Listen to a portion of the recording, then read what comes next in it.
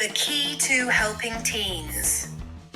Cut down on gaming and social media use on phones, iPads, and laptops. Tips from a teacher in Singapore. I'm Shanu, and you are watching ShanuUnlocked. The terms gaming and social media addiction can really stress out parents. Are you frustrated about how much time your teen spends gaming or scrolling through social media on their phone, iPad, or laptop? If you're tired of the constant back and forth with your teen, trying to enforce a ban on their devices, just hold up. That usually just leads to a battle that nobody wins.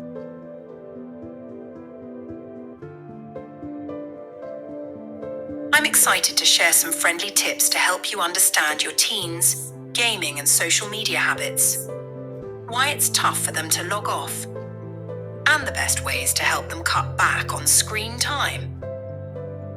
As a teacher working with international students in Singapore, I've shared these tips with parents and students, and they've seen some great changes. So what are you waiting for? Let's jump in straight to 7 proven super strategies that work. Number 1. Setting firm limits. Work together with your teen to agree on specific gaming hours. Make it clear that gaming is okay after they tackle homework and chores. Say something like, "An hour of gaming is cool after your homework is done."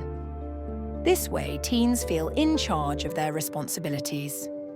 Also, create a family agreement on which games they can play and for how long. Keep the agreement visible, print it, paste it on the wall, sign it, and make sure everyone sticks to it. Number 2, praise and recognize achievements. When your teen does a good job managing their gaming or social media time, recognize their effort. A simple, "I'm impressed with how you handled that," can mean a lot. Take charge of your teen's screen time. Number 3, as a parent, setting a healthy tech environment is up to you. There are parental apps like Screen Time or Google Family Link that let you monitor and limit usage. Keep the Wi-Fi password under wraps and avoid giving your kids unlimited data on their phones. Use device controls to limit screen time. Keep computers and gaming consoles in shared spaces, like the living room, so you can keep an eye on it all. Have everyone put their phones away at night. Maybe even use a simple phone for emergencies. Program computers to lock at certain hours to prevent late-night usage. Make it a rule that everyone in the family has to agree before downloading new video games. Talk about what games they play to spark useful conversations. Number 4, mindful thinking to build trust. Step into your teen's shoes and think from their perspective. Their world is very different from yours. When you were young, kids spent time collecting seashells, hanging out, and that teens crave belonging and might feel the pressure to keep up with their peers in their online lives. Try having an open conversation about what they enjoy, whether it's gaming or social media.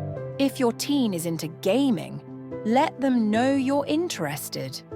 You can say, "Hey Max, that multiplayer game sounds fun. I love that you can team up with friends. How about we check it out together tomorrow?" This shows you respect their interests and helps build trust while opening the door for chats about setting healthy limits. If your teen is glued to social media, you might say, "Hey Ankita, I get that this app helps you connect with friends. But if you're constantly looking at it to avoid FOMO or fear of missing out, it might be controlling your time and feelings. Remember, you can always reach out to friends by calling, texting, or just hanging out in person." I remember when one of my students got upset over mean comments on her Instagram selfies. I asked her, "Why do we post selfies? Usually it's for likes and validation, right? But what do those likes really mean from people who don't even know you?" Plus, your worth isn't based on followers or likes of unknown people. You're awesome just as you are, and you don't need constant validation from an app. This strategy helped me to support Ankita in breaking her social media addiction while guiding her toward better habits. Number 5, offer enjoyable alternatives. As parent, we also need to model healthy behavior. Seriously consider whether you're also spending too much time on your phone or gaming. Your kids notice.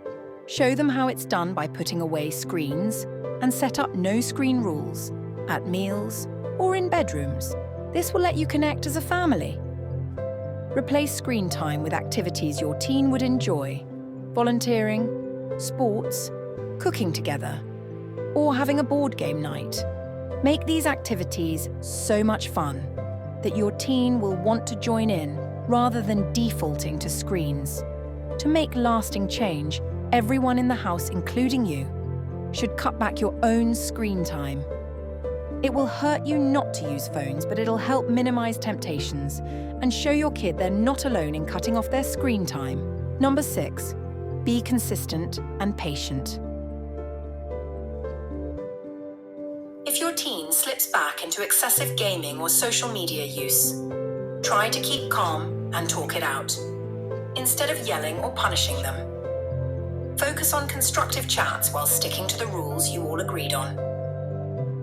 Yelling can just make things worse and make your teen feel disrespected, which might escalate tensions. Remember, changing behavior takes time, and it's normal for teens to push back. Stay firm but gentle, and keep those lines of communication open to create a supportive environment. Number 7, seek professional help.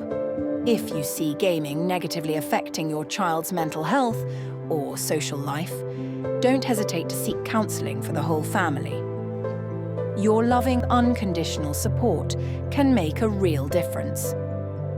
Navigating parenting in the digital age is no walk in the park, but it's about teaming up with your teen to build a life where gaming is just one piece of the puzzle.